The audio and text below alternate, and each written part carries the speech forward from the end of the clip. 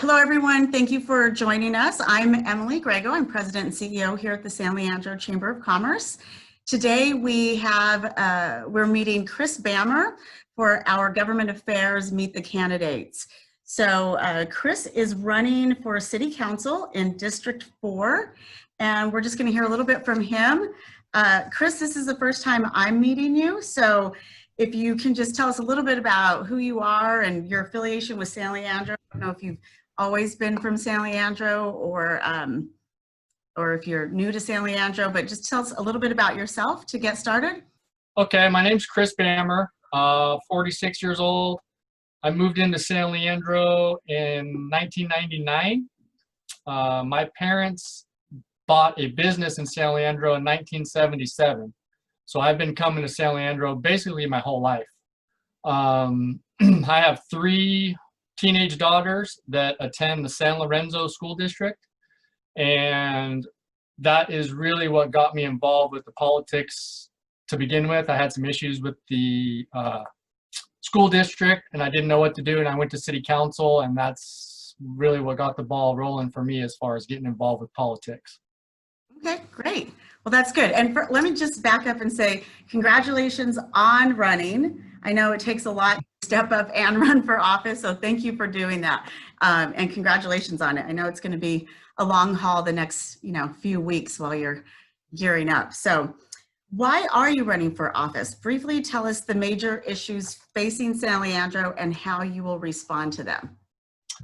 Well, it's all personal reasons for me why I got involved. Like I said, I had an issue with the San Lorenzo School District. So I went to the City Council because I live in San Leandro, the school's in San Leandro. Basically, I was told by my council member that I have to look at it as 2 separate companies, and the City of San Leandro can't do anything for me with the San Lorenzo School District. Was the springboard that got me wanting to get involved. I tried going to the school district meetings and getting involved there at the school district level, realizing that my grandkids will probably be out of college before anything gets done at the school district level. I figured I might as well get involved in City Council because my business is here. My grandkids are probably going to grow up here. I'm not going anywhere. I want to get involved in something where I can make a difference and see a positive change fairly quickly. I mean, my family's in the auto body repair business, fixing cars. So I'm all about seeing results on a daily basis, not, years down the road. We don't talk about things for weeks and then get to work on them. We get to work on them right away. So I like to see things that are wrecked and see them get fixed. The way I look at it, the city right now is in pretty bad shape.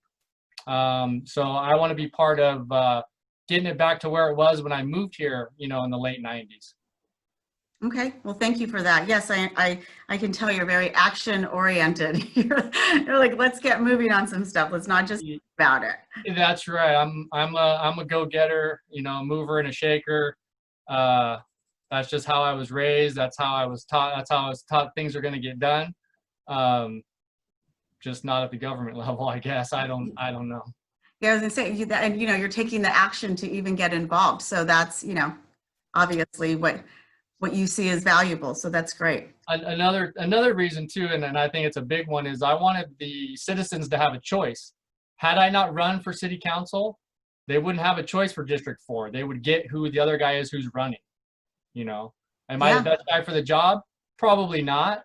I don't have a political background. I don't have ties to anybody in the city or anything like that. You know what I mean? I'm not wired in as a political figure. I didn't go to school for that. I never thought, if you would ask me 3 years ago, would I be running for City Council? No way. Not even close. Right. Well, and you're right. The uncontested races are always one of those issues where it's like, is there anybody else that's concerned about this? I mean, I know people have concerns and thoughts. And so, yes, so thank you. Thank you for running. So my next question is, do you have a manager for your campaign?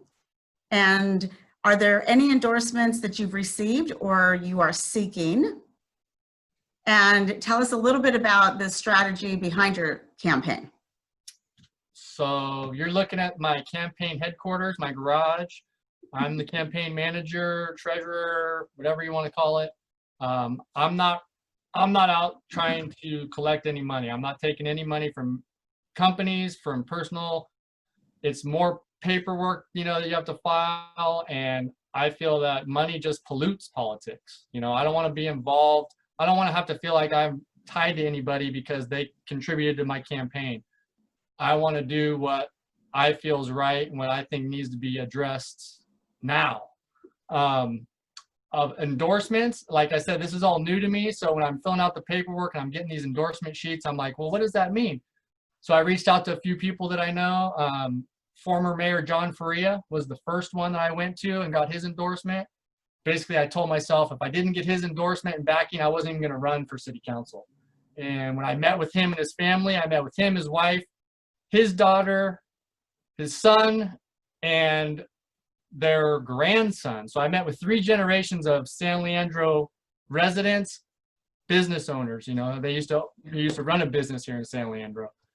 He was really encouraging and really gave me some good ideas and good avenues to take. A couple small businesses here in San Leandro, MT Metal Fab, Ross Bigler. He does a lot of work for us. He's right across the street from our business. And then a friend of mine who I've done business with, I've shopped at his store. He's brought his business, Orbit Skate Shop over on East 14. Okay. I think Sal Saeed, I think is his name. I just call him Sal. That's how he's always introduced himself. But I'm not out there pushing any of my political agendas or what I have going. I just want people to see. I'm out in the community every day, driving around. Other businesses, we try to do our business when we sublet work out to other businesses in San Leandro.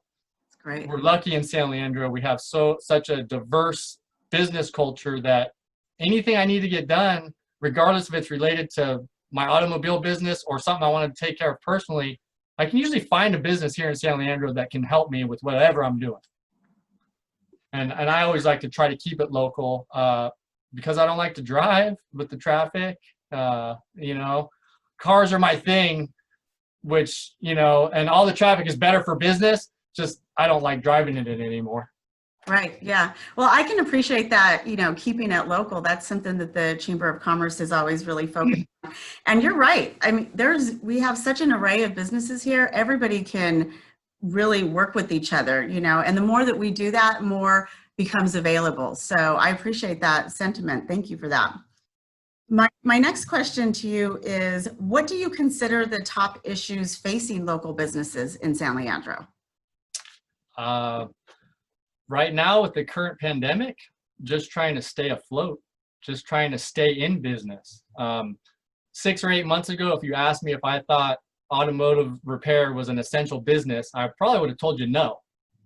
And come to find out, when all this stuff started, mine was one of the businesses that stayed open, Right. And we have different contracts with Alameda County Fire Department, the Oakland Police Department, City of Manteca. They needed their vehicles repaired and on the road operational. So it was refreshing. Being a small business under 20 employees, I was nervous to how we were going to survive through all of this. And we actually got off fairly easy compared to a lot of these other small businesses, especially in my neighborhood with their greenhouse shopping center. Right. A lot of businesses are gone, especially the small businesses. So it's concerning to me. And I think right now, trying to help small businesses, I don't really have that kind of background, so I don't really know. I would rely on city staff and things like that as far as what to do to help small businesses. That's another reason why I got involved with the politics, is because I've been going to city council for about 3 years now, trying to get some help with the homeless encampments that are directly behind my business. Oh, right. Behind my business, behind Food Max, behind the HCA Llewellyn Veterinary Clinic. 3 years. And it's very, very disheartening that the city officials can't work with the state officials to figure out a solution. I understand that homeless people don't They refuse the help that's offered to them. But me as a business owner, as a resident, I'm asking for help from the city for this problem, and I can't get it. So they're not helping the homeless, they're not helping the businesses. So I don't, that's a problem to me that I want to see get fixed, and I don't understand the inner workings of it. Nobody seems to want to explain it to me. So I figured if I'm on the city council, I will have access to the city staff. I can ask the questions that I have, and maybe get a better understanding on why it's so complex and so hard to get taken care of. Because right now I have no idea, and nobody really wants to talk to me or reach out to me about it. Right. And you bring up a good point, and a lot of that does happen. If you're not always sitting around it, you don't know all of the complexities. And I think that there's a level of transparency that could definitely be better, from City Hall. Like, why is it so tough? Because I'm not understanding that. And I think it would probably spur some more innovative ideas from folks that maybe they hadn't heard yet. So yeah, I agree. And the homelessness is an issue for lots of businesses in San Leandro. And of course, I'm not just worried about the businesses though. I'm actually worried about the homeless people, really. Yeah. I see the same, 5 or 6 homeless people every single day. And it's obviously they need help. Some of them need help with, drug addiction. Some of them need help with mental health issues. Some of them may be, PTSD veterans, possibly. I don't know. That's not my department. I'm not, a healthcare professional. But when I reach out to the people in our city who are supposed to take care of those type of things, I get no response back. And I probably approached it wrong my very first time at city council, but I was angry and upset because I couldn't get any help from city council about my school district issues. So I threw all these problems on city council that I saw around town, and I didn't do it in a very professional way, I guess, which is my fault. And so I probably made a lot of people angry the first time they ever even heard my name or saw my face. So I'm already behind the 8 ball. You know what I mean? Like, yeah. And so, like, I've told people before, I'm into cars. My brothers and I used to race cars. I used to go to the racetrack to win races, not make friends. If I get into politics and city council, I'm there to get work done and make sure that people are doing their jobs for the citizens. I'm not there to make friends. If you make friends along the way, that's great. But, I come from a mindset of, you have a job to do, you do a job, and you do it to the best of your ability. If you're not doing that job, I always had somebody that was going to tell me I wasn't doing that job. Mostly it was my brothers or my dad, Right. So I don't always come across as a very, I don't know, politically correct person, I guess you could say. Right. Which I'm working on, but it's part of it. Right. Well, sometimes that's kind of what spurs you into action, is being upset about something. And so, rightly so, that's just like, I'm upset, I'm not getting answers. What's my next step? So don't, you're making a great impression here. So don't worry. That's good. I was worried about how this was going to go. Yeah, so we've got just a couple of more minutes. So I'm going to ask you my very last question, because we are in very unique times. Our whole country is facing many challenges. Our unemployment rate is the worst than it has been since the Great Depression. As to your point, what you said earlier, businesses are just trying to stay open. And, who knows down the road in a few months if we're going to see any more closures. We also know that our public transportation is being challenged. They're losing, dollars in ridership every single day. So a lot of what we have put in place for many, many years to create opportunity for folks to either get to their jobs or get to their businesses or, have a business, everything is being challenged right now. When you think about that and you think about those comments, what do you feel is the best way for San Leandro to stay stable in the middle of all of these challenges? So even before all these coronavirus things took place, I was already thinking about ways to make the city grow, make the city better, bring in revenue, all while trying to help the citizens. I live in the Washington Manor.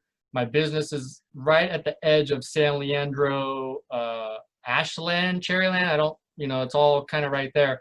Mhm. My school district, San Lorenzo School District, covers a small portion of San Leandro, but Ashland, Cherryland, San Lorenzo, all that other area. My feeling is, once researching it all and understanding unincorporated areas, I want to incorporate those areas. Ashland, Cherryland, San Lorenzo, incorporate them into San Leandro, give those people in those communities representation with the police department, with the San Leandro School District. That like I said, that's a huge complex thing. Originally, it started off with, I wanted the schools that are in the San Leandro city limits to be in the San Leandro School District. I didn't understand why the boundaries for the city council are different boundaries than the school districts. To me, they should be the same. So if I get elected District 4 representative, I won't have any schools in the San Leandro School District. That doesn't really make sense to me. You know what I'm saying? Like, all the schools that are in District 4. Right, because your daughters probably go to San Lorenzo, which is unincorporated, which is Alameda County. That's right. That's right. So, and I know that's a complex situation. I understand unincorporated areas to me would be like rural areas, right? Like Sonol, I grew up in Pleasanton, so I knew where I was in Pleasanton near Castlewood was unincorporated. So it was always the sheriff coming out whenever we had issues. Right. I mean, San Lorenzo, Hayward, Ashland, Cherryland. I mean, it took until I was 45 years old to realize where the district line, where those lines are at. If we incorporate those areas, that almost doubles the size of San Leandro. We'd go from 90,000 to 140 or 150, something like that. Plus, it's going to incorporate how many hundreds more businesses, especially a lot of small businesses, minority owned or run. You know what I mean? I think it could be a win-win for everybody. I don't know, like I said, all the inner workings of it. I'm sure it's very complicated and complex, but right now I don't see the system working very well, especially the San Lorenzo School District. I'm very, very disappointed. In the past 10 years, I think I've had 4 different superintendents already. Yes, that's probably true. I do believe that, yeah. And I'm not an education person. I didn't go for further education. Early on in my life, I wanted to work on cars. That's what I was exposed to. That's what I wanted to do. So I'm using this whole experience also as a learning experience for my children, really. Giving them different options. I have girls. One of them's into cars, the other 2 not so much. I'm trying to get them into, hey, this would be a good career path to choose. Right. And we can use all my experiences as life lessons for them. I'm learning right now. They're learning too. They're just 40 years ahead of me, I guess. Yeah, right. Well, Chris, we are out of time. I want to thank you for being with us. I want to let everybody know that Chris will be joining us September 22nd. We'll get some information out to all of our members, and you can ask him more questions. Whatever he said here today, if it spurred some thoughts in you, you can join us on September 22nd. So Chris, thank you for joining us. It's been a pleasure to meet you, and we will follow up with you as the September 22nd date approaches, okay? Thank you very much. I appreciate it.